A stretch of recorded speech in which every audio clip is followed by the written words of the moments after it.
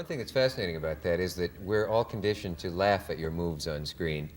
And I don't know how you got the comic edge off your motion, which I think is intrinsically funny. In that it's amazing. I mean, Well, Dick Heffron, who was the director and a marvelous guy, he was very understanding about it. yeah. Before each take, they'd say roll him, and then just before he'd say action, he'd say, "This is not a comedy." Yeah. Before every take. Yeah. But that frightening look in your eye and that whole, it looks, anybody who's been around an alcoholic knows that feeling. Yeah. And yet how close to your story was that story in the film? A lot of it. It was written by a friend of mine who is a recovered alcoholic and a very good writer, and we kind of got together, and I got together with the director, and we shared experiences. But almost every alcoholic's experience is pretty much the same. Once you get on that progression, it's... Yeah. I'd like to say one thing very important before I forget it, is there are a lot of people dying from alcoholism because the rest of us are enabling them to, because there's a stigma about that disease, as you probably know. And for centuries, they've been putting the blame on the character of the addict, and it's not so. There's no degeneration or loose morals or character defects in an alcoholic. It's a physical disease. An alcoholic has a certain metabolism and glandular setups that make them chemically adapt themselves to alcohol. And for them it is a stimulant, and it is calories, and it is food, and their bodies adapt to it. And it is a true addiction. And it has nothing to do with a person not being mature enough not to drink too much. It's a true addiction, like heroin addiction. Does that mean that you were destined to become an alcoholic at birth if you Yes. ever took a drink? That's true. That's Now, for me, it took many, many years as just a social drinker along with everyone else. Yeah. And of course, by the time I realized I was in trouble, I was too deluded, like most alcoholics are, to be able to understand what was wrong with me. Can you, I know it's supposed to be hard to find the point where you became an alcoholic in the sense that you were over the line into the danger zone. Can you isolate that point in your own life? No, and I've tried to many, many times. When did I go from the point where I drank with my friends at a party or something, and when I began to drink way ahead of them? And I can't, you tend, I find, to get with people who are heavier drinkers without realizing what you're doing. And now that I'm a non-drinker altogether, I find that I've lost most of my friends who drank very heavily. I just don't see them. They avoid you? They kind of avoid me. Yeah. I think I get to their conscience a little bit now. Are there well-known people in the in our business and show business who are alcoholic that the public doesn't suspect? Obviously, I'm not asking for names, but do you know of cases? There are many recovered alcoholics Yeah. in show business, many, and of course they don't want to say so, and I can't blame them too much. Yeah, a few do, like yourself, and some don't. And some don't like to talk about it. Mercedes McCambridge, for one, particularly. Yeah. She kind of broke the ice for the rest of us, I think. I know Robert Young has talked about his in Yes, articles. Dana Andrews. Yeah. It's fascinating. Sometimes people have asked me, this boring interview questions, what are you proudest of in your career, and that kind of thing. And it's always hard to think of those things, but I did a two-part show on alcoholism one time. And Yes, I saw whenever it. you get a letter that says, your show saved my life, or something, I guess that has a kick that you can't get in any other kind That's of very, show very business. true. And I'm sure you got a lot of those. There are a lot of those. Television has a great power that way, if used Yes. that way. And I have a collection of letters that I prize very highly from people who somehow were kind of shocked into seeing themselves in that movie and did get help for themselves. Yeah, that must have sent a lot of people for help. It did. Yeah, It did. And a lot of people, I've had spouses of alcoholics write to me and say my husband or my wife wouldn't watch the rest of the movie. They turned it off or left the room. They wouldn't watch, which is a pretty good indication they have a drinking problem. Yeah. Gee. Somebody wanted to know during the break if you were drinking in the days of the Mary Tyler Moore Show, which led me to a question. Can you look at old shows that you've done and tell when you were crocked, or were you ever in your Never. work? I was never crocked. I love that. During work. Yeah. I did not drink before work or during work or ever in the daytime, which was my own particular cop-out. I said, I'm not one of those guys who has to have a drink in the morning, and I do not drink in the daytime or at work. I drink at home after work. And that proves to me that I didn't have a drinking problem. That's right. A lot of people say that. Are you kidding? I can go all day without a drink. That's right, by yet- gritting my teeth. And yet they can be alcoholic. Oh, yes. Yeah. People who drink, get drunk once every 3 months can be alcoholics, periodic alcoholics. There's a frightening book. I don't know if you've. I just started reading it today. I made a note of the title of it. It's called A Sensitive, Passionate Man by a woman named Barbara Mahoney. I read it. Did yes. you? It's beautiful. Yeah, it's it's a just very sad, tragic story. Yeah, my wife has met her somewhere, and it's just the destruction of her husband and almost of herself. Yes. By similar kind of by alcohol. That's true. Yeah. And in reading it, having been, I not only was through in treatment myself, but I've attended the Johnson Institute at St. Mary's Hospital in Minneapolis, one of the best treatment centers in the country. Vernon Johnson wrote a book called I'll Quit Tomorrow, which I recommend to anyone who has a relative or a husband or wife that they think has a drinking problem. It's marvelous.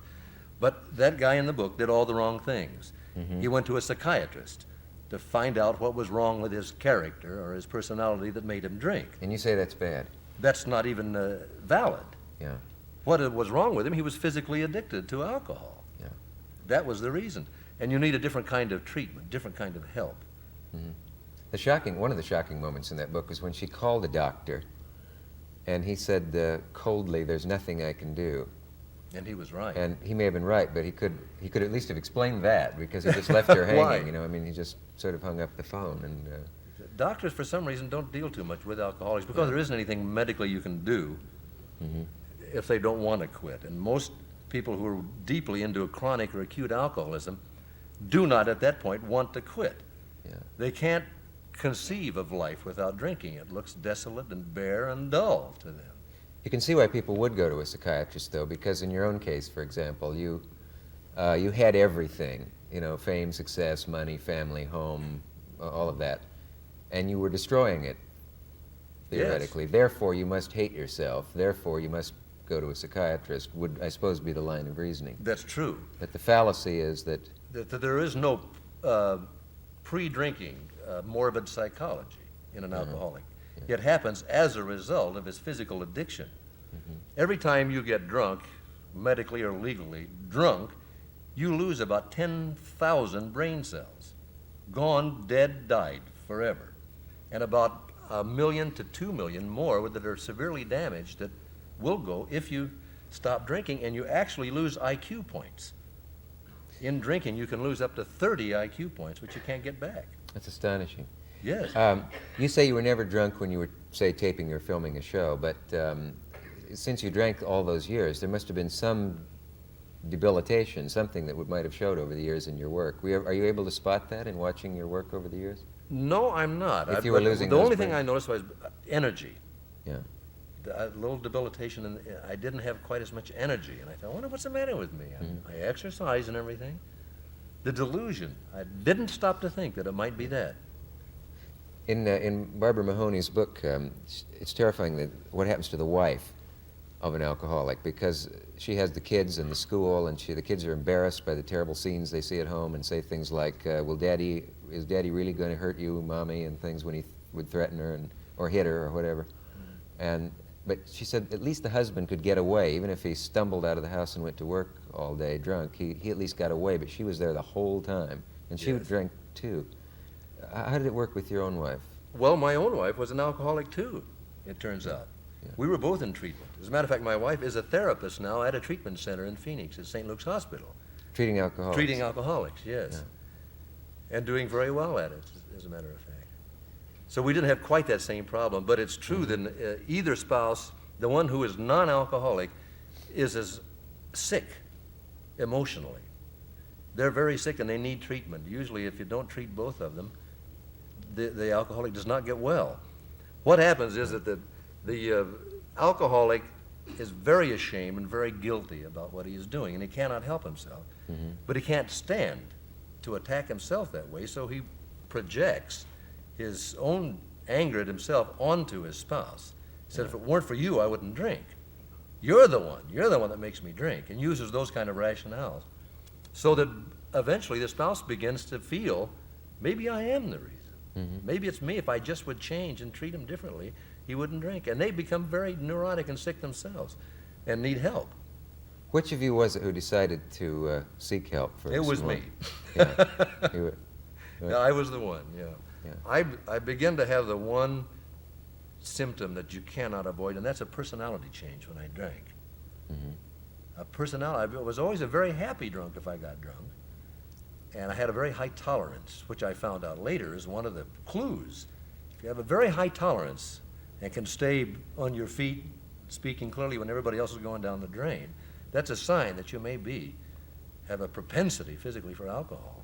Yeah, you do hear that very thing used by people who say, well, so-and-so has no trouble because she never changes or he never changes. He can take 6 or 8 drinks and you'd never know it.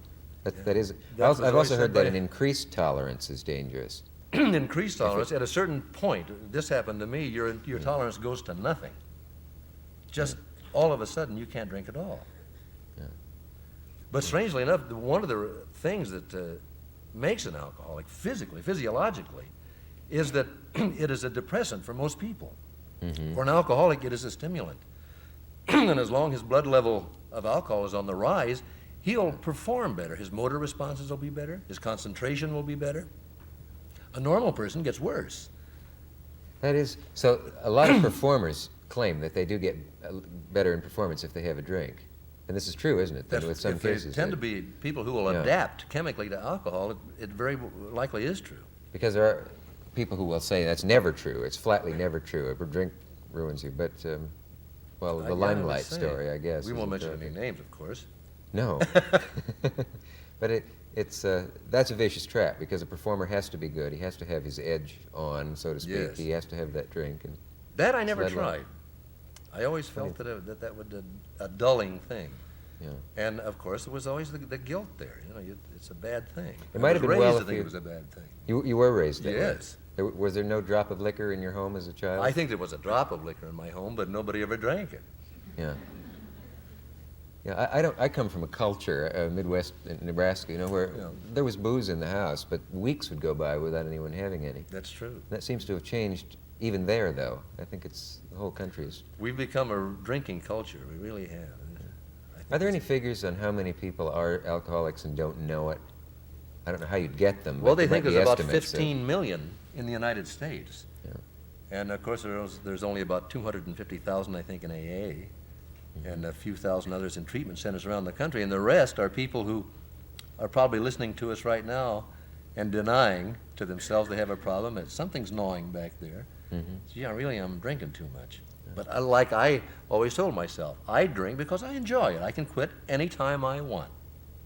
And I was lying to myself. I really couldn't. But as long as you keep doing it, you never have to prove that.